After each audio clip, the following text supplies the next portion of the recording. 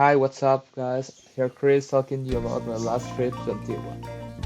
Wow, I have a lot of things to tell you about this trip. I'm going to start by the beginning. Our school basically planned this activity for us to improve our English skills. So, yes, it was the main purpose of it, but it was actually a very nice experience in which we had fun, but also a lot of understanding our environment, especially of our country. Why? Well, the main purpose was to talk for some tourists from the United States and from Europe and another part of the world, but we also talked to microloans. And not only owners, they also workers from microloans. And microloans are basically small businesses that are not controlled by a big enterprise. So yes, they are good for the community. However, I am very thankful to took part for this. So let's start. Here you have app. We talked about it like and what it is. Well, a happy map. It's a map where we have fun. What made it different from a regular map? Well, a happy map had the difference that has some spots that are important or have a route that is different from the rest. For example, here we have the park. That's where we start our journey. We went to the park, some of us take a lunch, some of those things. Then we went to El Arco. El Arco is a special part, fun fact. El Arco was built for the church. Why? Because the monjas of those area and were not supposed to be watched by the people, especially for men. So they had to pass by the arco. Yes, no is an atoll, and a part of the Santa Candelaria no is an atoll. It's kind of weird, but if you're dating, it's actually a good place to do another. We also went from the historic center. I don't know specifically where it is, but it is basically the ruins of an old cathedral. No, the cathedral is not very well conserved because it's very old actually and doesn't have had so much maintenance. So yes, I don't know in the best conditions, but it's actually awesome. One sad thing is that some people go there to write their names with a marker or with a pen, and that's not okay. It's an historic place and it's disrespect, and I don't like it. It's history, and they are done. But I'm not going to talk about it. An important part where the microloans. We have the craft market. The craft market is a place where a lot of microloans sell crafts. You know what are crafts, but crafts in Guatemala are kind of different. And they're made to represent some aspects of our culture, for example, and they sell little marimbas. I'm not too much now, but they're pretty funny because they're small. I love small things. However, there are some quetzals made of feathers from. I don't know where they got these feathers actually. Some feathers, wood, and there are a lot of crafts that are awesome and they're expensive. Actually, not. I think that value it worth it. I think that it worth it. We also went. We will. I would like to went to the volcano, but it was more a cultural trip, so it actually makes sense that we didn't went there. However, I'm going to talk to you my favorite parts and why. First, we have El Arco.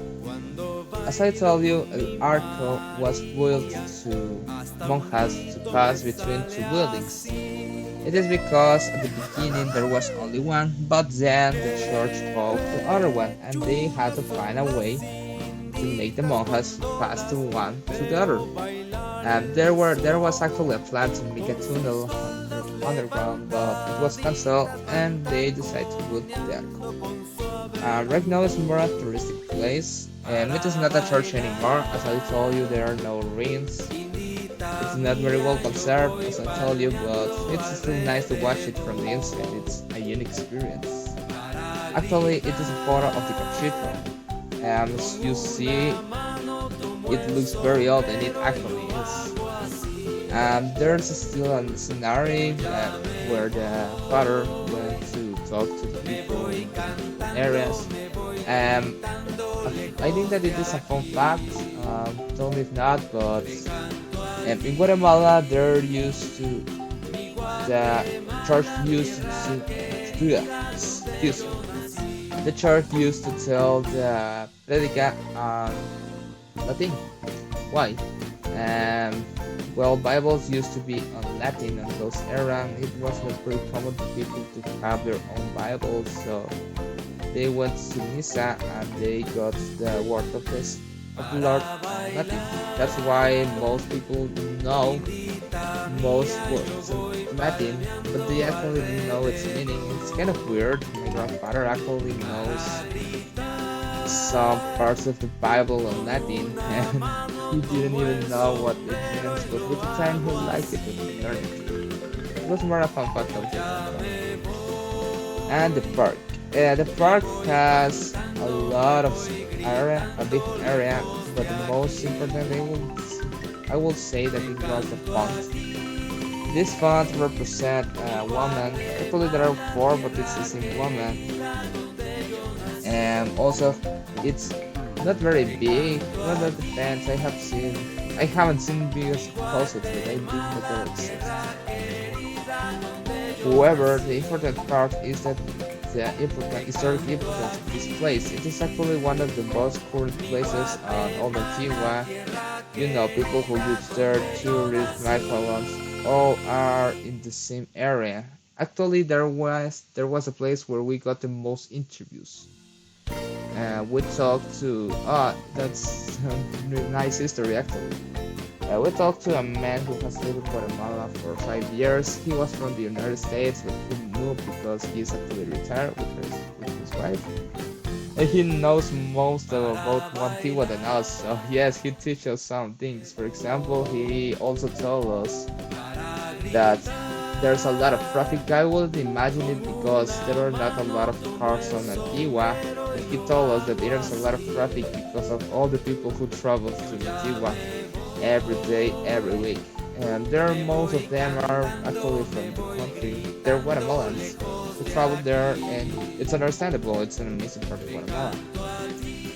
And also, we talked with some Massachusetts girls who tell us some about the American culture and ask us about food. And it was kind of difficult because I'm not a good chef, and I admit it. And thanks God there was Madeline, I think, and she could explain them because if not, my God. Also, we talked to a man with his wife who come here from Guatemala for the first time. They were celebrating their anniversary. I think that it was their 15th anniversary. We have there the record. I'm going to leave you some links of the interviews that we actually made. And on the top, no, on the down part of the video, so go and check them. However, the important part is that they told us that they traveled to Guatemala for a week, and it was actually their last day in Guatemala. What awesome me the most is that they actually learned more from the people than me. And I have lived in Guatemala all my whole life. And for one part, it's understandable. I'm having in Antigua like 5, 6 times. It's not much, and not for a lot of time. But I like it. I really enjoy traveling. I don't used to do it too much because of the time, but it's amazing to go out. However, thank you for hearing me, for watching us. If you want to watch the interviews, I'm going to leave you there the links. Thank you, and that's it. Bye.